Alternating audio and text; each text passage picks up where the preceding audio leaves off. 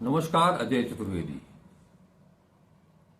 राहुल गांधी जिस सामाजिक न्याय को लेकर के आगे बढ़ना चाह रहे हैं, जिसके लिए उन्होंने जाति जनगणना को अपना मुद्दा बनाया, मुख्य मुद्दा बनाया, वो इतना आसान है क्या उसे हासिल कर पाना। खास तौर पर अगर बात करें हिंदी बेल्ट की, उत्तर भारत की, जिसमें उत्तर प्रदेश है, बिहार है, राजस्थान है, मध्य प्रदेश है, पंजाब है, हरियाणा है, ये सारे जिले जो हैं, क्या यहां पर राहुल गांधी 2029 तक अपने आप को स्थापित कर पाएंगे? जिन्हें वो साधने के लिए चले हैं, वो दलित हों, महादलित हों, पिछड़े हों, अति पिछड़े हों, आदिवासी हों, इन सब को साधना, कांग्रेस की तरफ वापस खींचना,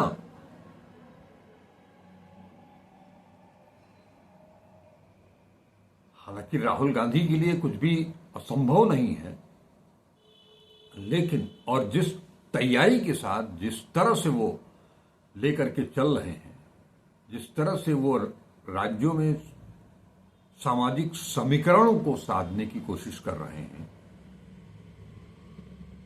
वो संविधान सुरक्षा सम्मेलन, संविधान बचाओ सम्मेलन, आरक्षण का कैप हटाना, जाति जनगणना के मुद्दे पर भले ही एक लंबी लड़ाई के बाद उन्होंने सरकार को, मोदी सरकार को मजबूर कर दिया जाति जनगणना के लिए। लेकिन अभी सवाल ये भी है कि वो जो जाति जनगणना जिस ढंग से कराना चाहते हैं, वो उस ढंग से होगी या नहीं होगी, आफ्टर इफेक्ट क्या होगा। आज हम यही सब चीजों पर कुछ चर्चा करना चाहते हैं आप सबसे, क्योंकि एक सबसे बड़ी चीज है कि जो 30 साल 35 साल पहले जो वोट बैंक कांग्रेस के पाले में था, इन 30-35 सालों में वो बहुत कुछ बदल गया है। न केवल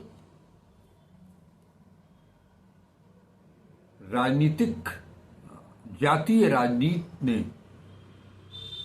जो नए दल उभरे या उभारे गए, चाहे वो समाजवादी पार्टी हो, बहुजन समाज पार्टी हो, जनता दल यूनाइटेड हो, राष्ट्रीय जनता दल हो, अपना दल हो, चंद्रशेखर की पार्टी हो, इन सब ने मिलकर के कांग्रेस के जनाधार को खत्म किया है। अब फिर से उन्हीं सब के साथ रहते हुए अपने वोट बैंक को वापस हासिल करना,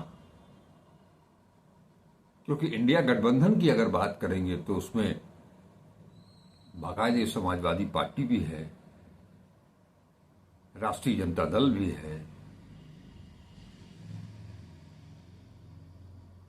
ये कैसे हासिल होगा? और इन सब में सबसे बड़ी चुनौती ये है कि हर जाति के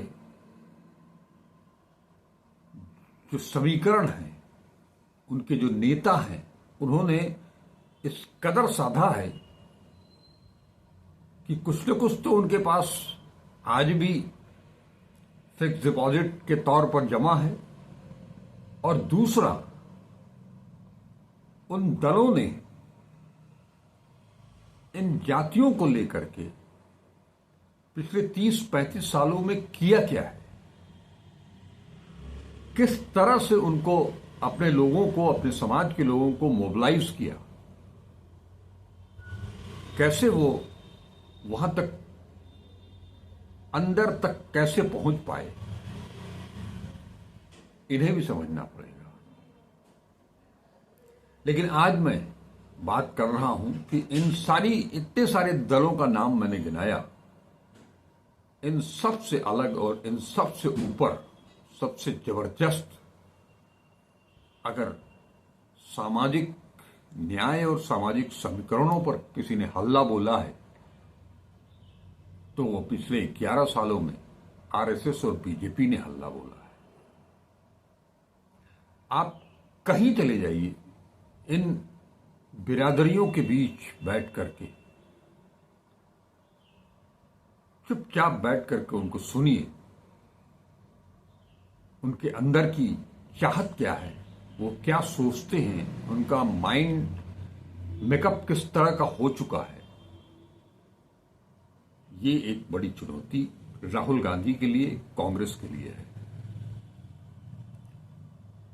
अब अगर हम अति पिछड़ों की बात करें, उत्तर प्रदेश और बिहार की बात करें, हम शुरुआत बिहार से करते हैं। अति पिछड़ों का बड़ा वोट बैंक पिछले 15, 20, 25 साल में नीतीश कुमार ने अपने आभा मंडल में उनको आकर्षित किया और लगातार वो इनके लिए, इनका नाम लेकर के वो इनसे जुड़ते रहे और अति पिछड़े इनसे जुड़ते रहे। एक बड़ा वोट बैंक था, करीब 36%। बिहार की बात करें तो 36% अति पिछड़े हैं जिन पर राज किया है सालों साल नीतीश कुमार ने। और अब राहुल गांधी ये जो कुनबा है अति पिछड़ों का, उसे अपनी पार्टी में अपनी तरफ मोड़ने की कोशिश कर रहे हैं। इसीलिए वो बार बार बिहार जा रहे हैं, इनके बीच जा रहे हैं। अभी आपने देखा कि किस तरह से वो बिहार में गए छात्रों के साथ, अंबेडकर छात्रावास, अंबेडकर कल्याण छात्रावास को लेकर के जो कुछ भी हंगामा हुआ, जिसको चलते उनके ऊपर एफआईआर भी लॉन्च हुई, एफआईआर भी फ्रेम किया गया। हालांकि वो जिनसे मिलना चाहते थे उन लड़कों से वो मिले, अपनी बात उनके सामने रखी। ये एक अलग किस्म का उनका ट्रेंड है। लेकिन एक सबसे बड़ा संकट इन अति पिछड़ों के बीच में, जो नीतीश बाबू के साथ एक लंबे समय अरसे से हैं, तो लंबे अरसे से नीतीश बाबू के साथ जुड़े ये अति पिछड़े हैं और नीतीश बाबू का बार बार इन्हें 11 सालों में भाजपा, आरएसएस, नरेंद्र मोदी, अमित शाह से मिलना, उनके गठबंधन में शामिल होना, इस प्रक्रिया ने उन अति पिछड़ों को, उनका जो केंद्रीय बिंदु है उसके बीच में सांप्रदायिकता को गहरी पैठ बना करके, जैसे कि सांप कुंडली मार करके बैठ जाए, उस तरह से बैठ गई है सांप्रदायिकता। और अगर कांग्रेस को संविधान, आरक्षण, जाति जनगणना, इन सब मुद्दों के मार्फत उन्हें वापस ले आना है, तो सबसे बड़ी चुनौती होगी कि उनके भीतर जो सांप्रदायिकता का विष घर कर गया है उससे बाहर निकालना।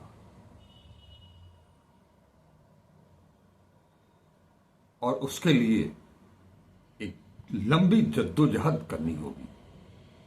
हालांकि उस प्रयास में कोई चूक न हो, इसलिए राहुल गांधी लगातार कुछ न कुछ ऐसा खोज रहे हैं, तलाश रहे हैं,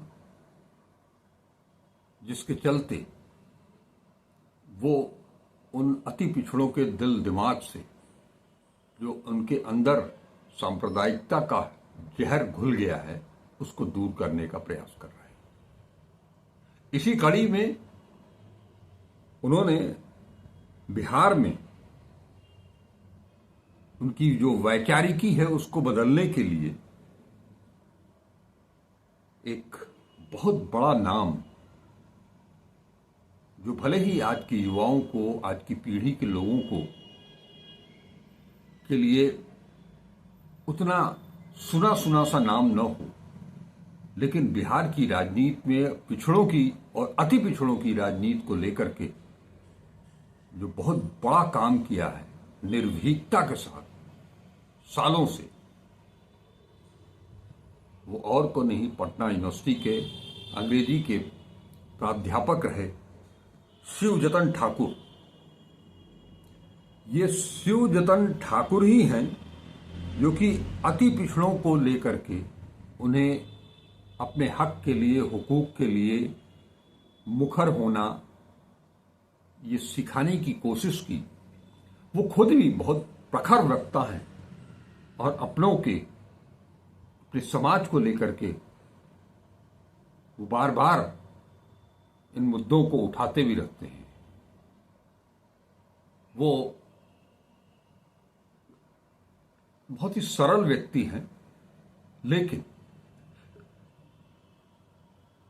अति पिछड़ों के हक के लिए वो लड़ते हमेशा नजर आते हैं। जब वो बताते हैं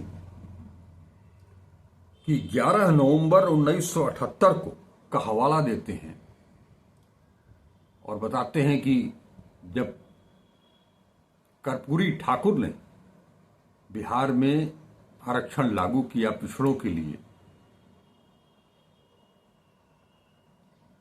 तब और कोई नहीं, जनसंघ थी। आज की भाजपा और कल बीते दिनों की जनसंघ, कर्पूरी ठाकुर की सरकार को गिरा दिया गया। आज भले ही नरेंद्र मोदी ने कर्पूरी ठाकुर को देश का सर्वश्रेष्ठ सम्मान से नवाजा है, लेकिन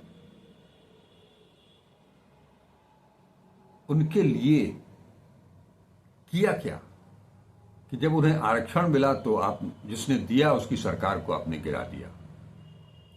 जब मंडल कमीशन लागू किया विश्वनाथ प्रताप सिंह ने, आरक्षण की बात की केंद्रीय स्तर पर 27% पिछड़ों को आरक्षण देने की,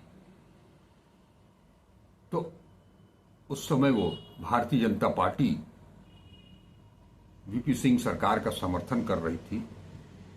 और वही वक्त था मंडल कमीशन के आने के तुरंत बाद, लागू होने के तुरंत बाद भाजपा ने अपना समर्थन वापस ले लिया, वो भी सरकार गिर गई और वहीं से मंडल कमंडल की राजनीति शुरू हुई। भारतीय जनता पार्टी की तरफ से वो मंडल की काट के रूप में लाल कृष्ण आडवाणी ने रथ यात्रा निकाली।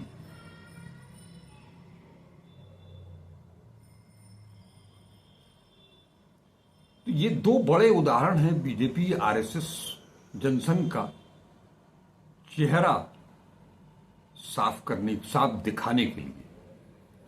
लेकिन जो शिवजतन जी हैं वो लगातार इस पर काम कर रहे हैं और अब राहुल गांधी ने ठाकुर साहब को कांग्रेस से जोड़ लिया है। अब उनकी कोशिश है कि चाहे वो शिवजतन ठाकुर हो, शशिभूषण पंडित हो या अली अनवर हो, इन सब के मार्फत, अली अनवर का नाम मैंने इसलिए लिया कि बिहार में पसमानदा मुसलमान, उन्हें जोड़ने के लिए, वो भी नीतीश कुमार के बैंक के साथ है। पसमानदा मुसलमान भी नीतीश कुमार का ही गुणगान करता है, वो उनसे जुड़ा हुआ है। तो अली अनवर, ठाकुर साहब और शशिभूषण पंडित, ये बिहार के वो क्रांतिकारी लोग हैं जो प्रयास में लगे हैं कि किसी तरह से नीतीश कुमार का वोट बैंक जो है उसको साधा दे जाए।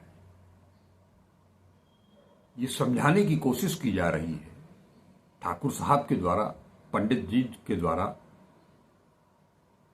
कि आपका भला सांप्रदायिकता में नहीं है, सांप्रदायिक सोच में नहीं है,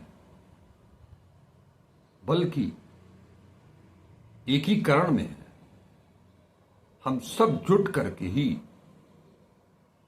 अपने लक्ष्य को हासिल कर सकते हैं।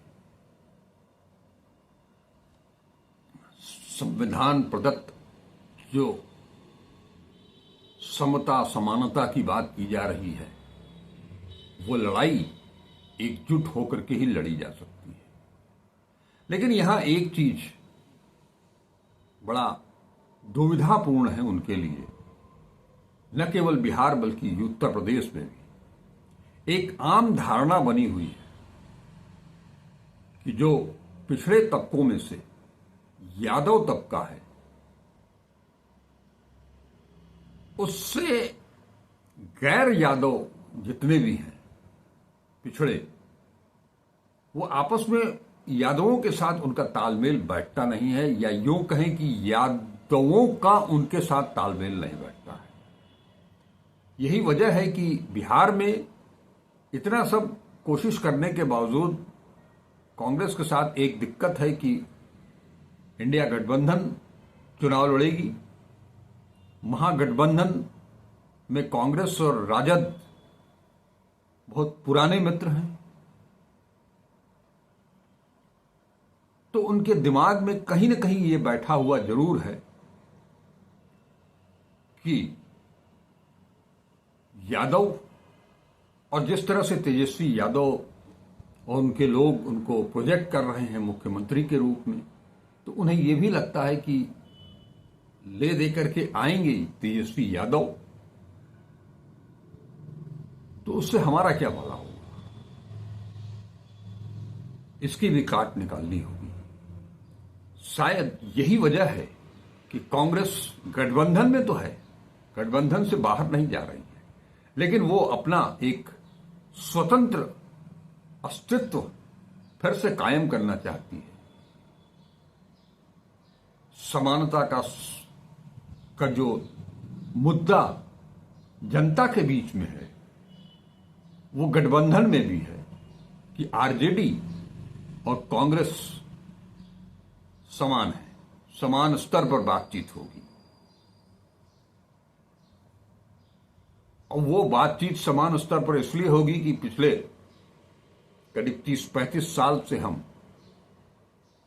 बहुत पीछे चले गए हैं।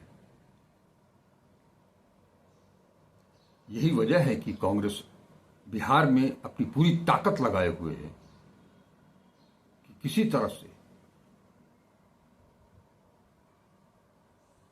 उन अपने पुराने साथियों को जोड़ा जाए,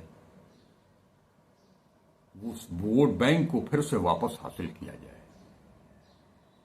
इसी सिलसिले में 1 जून को एक अति पिछड़ों के अंदर से सांप्रदायिकता को अलग करने और इन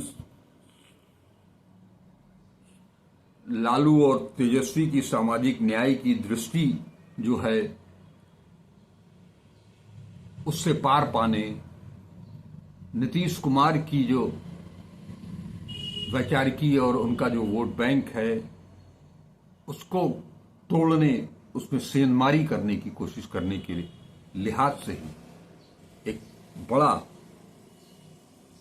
पिछड़ों का, अति पिछड़ों का सम्मेलन होने जा रहा है। और इस सम्मेलन में मुख्य वक्ता होंगे शिवजतन ठाकुर और इसमें शशिभूषण पंडित, अली अनवर, कांग्रेस के प्रदेश अध्यक्ष स्वाभाविक रूप से वहां रहेंगे, कांग्रेस के प्रदेश प्रभारी वो भी रहेंगे, राजेश राम और कृष्णा अल्लावरू। तो एक कवायद वहां चल रही है। इसी को जोड़ते हुए अगर हम उत्तर प्रदेश में आए तो उत्तर प्रदेश में भी सेम यही स्थिति है, बल्कि यहां केवल अति पिछड़े नहीं बल्कि दलित भी हैं। दलितों में से का एक वर्ग जो अंबेडकरवादी है, जो नई पीढ़ी है, वो तो आरक्षण और संविधान की रक्षा के मुद्दे पर लोकसभा में वो कांग्रेस के साथ जुड़े, इंडिया गठबंधन के साथ जुड़े। लेकिन जो जाटव हैं वो मायावती के साथ आज भी है। मायावती के पास आज भी 9% वोट बैंक है दलितों का। शायद यही वजह है। और एक ये जो 9% वोट है उसके साथ भी वही दिक्कत है जो बिहार में है। यादव, यहां भी उनके साथ कोई तालमेल नहीं है, वो बैठ भी नहीं पा रहा है। कोशिश तो बहुत की हुई, मुलायम सिंह ने भी की, अखिलेश यादव ने भी की, लेकिन बात कभी बनी नहीं।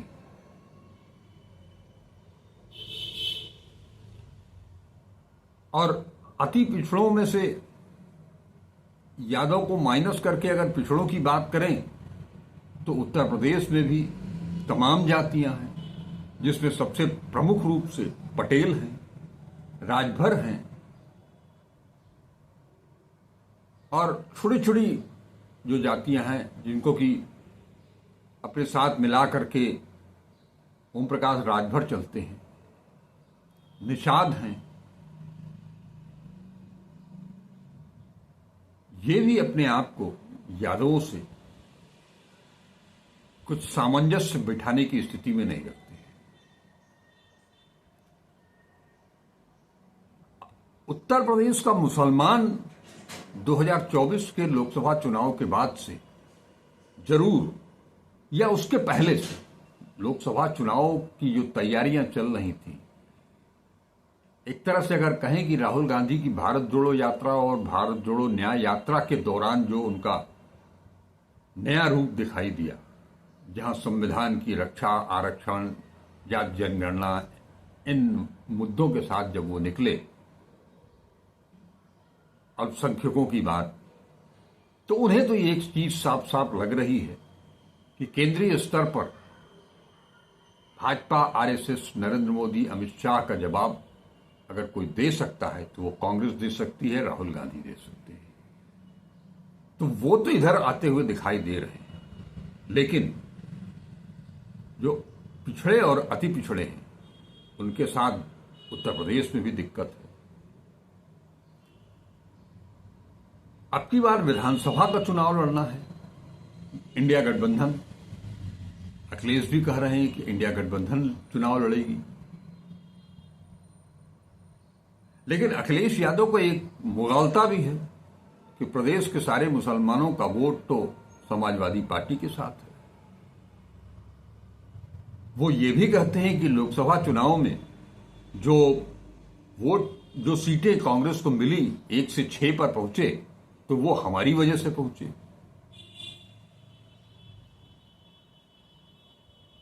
शायद यही वजह है कि कांग्रेस जो उत्तर प्रदेश में नया फेरबदल करने जा रही है संगठन में, और जिन्हें प्रदेश अध्यक्ष को जिस तरह से बदला जा रहा है, इमरान मसूद, वो तो बयान तक दे दिया उन्होंने कि हम उत्तर प्रदेश में समाजवादी पार्टी के साथ हमारा गठबंधन नहीं होगा, हम बीएसपी के साथ गठबंधन कर सकते हैं। एक झटका भी हो सकता है ये। आप ये भी कह सकते हैं कि मसूद साहब का बीएसपी प्रेम, बीएसपी उनकी पुरानी पार्टी रही है, हालांकि वो सपा में भी रहे हैं, तो बीएसपी के साथ उनकी नजदीकियां ज्यादा दिखाई दे रही हैं, इसलिए कह रहे हूं। कांग्रेस की तरफ से झटका देने के लिए समाजवादी पार्टी को ऐसा कह रहे हूं। लेकिन एक चीज याद रखिए कि लोकसभा चुनाव के दौरान कांग्रेस और राहुल गांधी अंत तक प्रयास करते रहे कि मायावती इंडिया गठबंधन का हिस्सा बन जाए। शायद ये बात बन भी गई होती अगर उस गठबंधन में समाजवादी पार्टी न होती।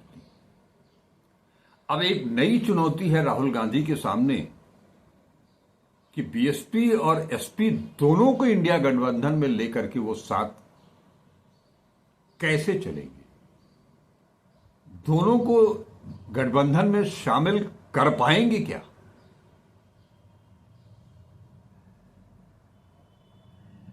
ये एक बड़ी चुनौती होगी। अब मुसलमान कांग्रेस के साथ है, मुसलमान समाजवादी पार्टी के साथ भी है, मुसलमान बीएसपी के साथ भी है, लेकिन मैंने कहा ना कि भारत जोड़ो यात्रा और भारत जोड़ो नया यात्रा के बाद से मुसलमानों का जो दिमाग परिवर्तित हुआ है कांग्रेस की तरफ, एक लंबे समय के बाद वो वापसी हुई है। लिहाजा इसे ध्यान में रखते हुए, इसे नियंत्रित करते हुए ही किसी को आगे बढ़ना होगा। वो चाहे नसीमुद्दीन सिद्दीकी हो, इमरान मसूद हो, इन दोनों को लेकर के बहुत फूंक फूंक करके कदम बढ़ना, आगे बढ़ाना होगा, क्योंकि ये 2027 का चुनाव और उसके पहले 2026 का पंचायत चुनाव ये आसान नहीं है इंडिया गठबंधन के लिए भी। तमाम मौजूदा हालात में, तमाम विपरीत परिस्थितियों के बावजूद अभी भी उत्तर प्रदेश हो, बिहार हो, मध्य प्रदेश हो, मध्य प्रदेश से क्या क्या चीजें, पुलवामा से लेकर पहलगाम से लेकर के ऑपरेशन सिंदूर और उसके बाद सीज फायर तक जो चीजें सामने आई हैं, किस तरह से बीजेपी के नेताओं का जो घटिया बयान आया है, उनके बावजूद जो सांप्रदायिकता का भाव इनके अंदर भरा है, कूट कूट करके, उसका सफाया करना आसान नहीं होगा। हालांकि इसी के लिए राहुल गांधी युवाओं के बीच जा रहे हैं। बिहार में कन्हैया कुमार को उतारा युवाओं को जोड़ने के लिए, खुद दिल्ली यूनिवर्सिटी गए, छात्रों के साथ मिले, उनके साथ डिस्कशन किया। जिस अंदाज में वो अपने सामाजिक न्याय की बात को रखते हैं वो रखा, उनसे भी जाना, छात्र छात्राओं से भी जाना। तो कुल मिलाकर के राहुल गांधी का रास्ता तो सही है, लेकिन चुनौतियां बड़ी हैं। इन चुनौतियों से अगर वो पार पा ले गए तो 2029 राहुल गांधी का होगा। नमस्कार, अजय चतुर्वेदी।